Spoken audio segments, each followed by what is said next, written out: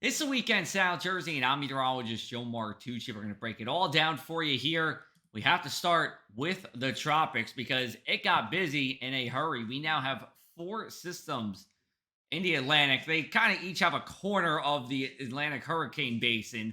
Hermine is the latest one that formed on our Friday afternoon here, but we still have Fiona, which is bringing us some hazardous surf and rip currents. We still have a rip current statement out for dangerous rip currents as we go into our Saturday, and then a small craft advisory through Saturday afternoon. So while it's a good day to be walking around at the shore, it's not a good day to be boating at the shore and definitely swimming at the shore. Now we will continue into Sunday as well.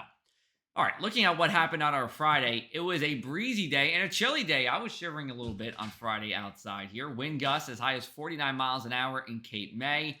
Many spots were consistently gusting between 30 to 40, and then at times it got even higher than that. So, a breezy day, and we're going to see more of these as we go forward into what is the cool season that kind of starts in the middle of October. It's a little vague, but kind of starts in the middle of October. All right, let's take a look at our future cast and our wind gusts. So we're looking at Friday evening here. Wind gusts 29 miles an hour in Seaside, 34 in Cape May. Clouds do come in as we go into Saturday. It's more of a partly sunny day, mix of sun and clouds. We actually clear out as we go into the evening. Gusts calming down as we go into the evening as well here. Winds then turn to the southwest and in the south as we go into Sunday here. More cloud cover around, and this will stick around as we go into much of the day ahead of a storm system that will be bringing us periods of rain and gusty winds as we go into Tuesday evening. Wind gusts in the 20s everywhere here. Rain looks to start around 7 p.m. here. And then from about 7 p.m. until about midnight, we're in that threat window for showers and storms. Not going to rain the whole time, but there will be showers and storms to contend with during this time. And then as we go into Monday morning, winds still coming out of south and west. And Monday actually does look to be a mild day here across the area. Rainfall totals going to vary, but generally between a tenth to a quarter of an inch here.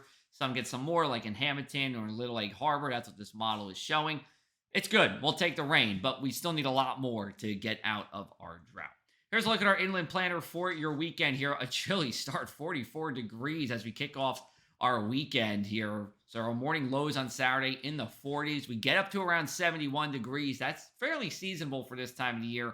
And then Sunday in the upper 70s, also fairly seasonable. That average high is right around 75 degrees. We go to shore planner, same story, just a little bit milder at night, a little bit cooler during the daytime hours. But as the winds flip from the northwest on Saturday to the southwest as we go into Sunday, we do see that increase in temperatures here. So both days really looking good for outdoor events here. It's just Sunday's going to be a little cloudier than what we'll have on our Saturday. Weekend sea and sand report looking like this. No rain to speak of. Water temps warm, but again, we have that high risk for rip currents, and that is the main story.